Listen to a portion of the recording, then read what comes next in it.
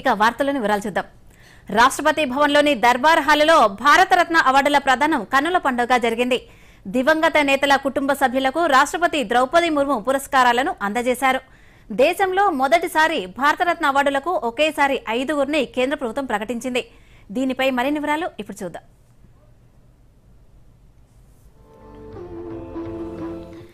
దేశ అత్యున్నత పౌర పురస్కారం భారతరత్న అవార్డుల ప్రధానోత్సవం ఢిల్లీలోని రాష్ట్రపతి భవన్లో అట్టహాసంగా జరిగింది. దేశ చరిత్రలో మొదటిసారి ఏకంగా 5గురికి భారతరత్న అవార్డులను ప్రకటించగా రాష్ట్రపతి ద్రౌపది ముర్ము పురస్కారాలను అందజేశారు. వివిధ రంగాల్లో దేశానికి విశేష సేవలందించిన 5గురు ప్రముఖులకు ఈ ఏడాది 3 విడతల్లో భారతరత్న పురస్కారాలను కేంద్ర ప్రభుత్వం ప్రకటించింది. ఇందులో 4గురికి మరణాంతరం భారతరత్న ప్రకటించారు. దివంగత మాజీ ప్రధాని పివి నరసింహరావు తరఫున ఆయన కుమారుడు ప్రభాకర్ రావు భారతరత్న పురస్కారాన్ని అందుకున్నారు.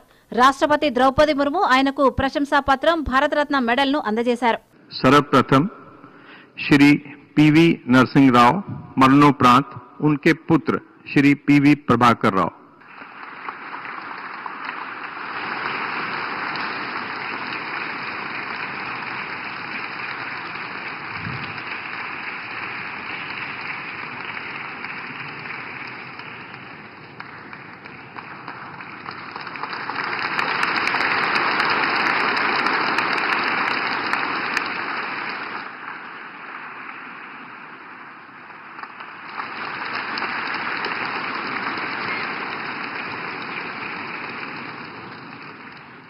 దివంగత మాజీ ప్రధానమంత్రి చౌదరి చరణ్ సింగ్ తరఫున ఆయన మనుమడు జయంత్ సింగ్, హరిత విప్లవ పితామహుడు వ్యవసాయ శాస్త్రవేత్త దివంగత ఎంఎస్ స్వామినాథన్ తరఫున ఆయన కూతురు డాక్టర్ నిత్యారావు, దివంగత బీహార్ మాజీ ముఖ్యమంత్రి కర్పూరి ఠాకూర్ తరఫున ఆయన కుమారుడు రామ్నాథ్ ఠాకూర్ రాష్ట్రపతి నుంచి భారతరత్న పురస్కారాన్ని అందుకున్నారు.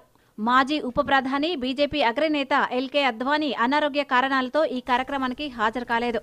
రాష్ట్రపతి ద్రౌపది ముర్ము, ప్రధానమంత్రి నరేంద్ర మోదీ ఆదివారం స్వయంగా ఆయన ఇంటికే వెళ్లి భారతరత్నను ప్రదానం చేస్తారు. రాష్ట్రపతి దర్బార్ హాల్లో జరిగిన అవార్డుల ప్రధానోత్సవానికి ఉపరాష్ట్రపతి ధన్కర్, ప్రధాని నరేంద్ర మోదీ, కేంద్ర మంత్రులు అమిత్ షా, జయశంకర్, కిషన్ రెడ్డి, బీజేపీ జాతీయ అధ్యక్షుడు జేపీ నడ్డా, కాంగ్రెస్ జాతీయ అధ్యక్షుడు మల్లికార్జున ఖర్గేతో సహా పలువురు హాజరయ్యారు. Bureau report, Doordarshan news.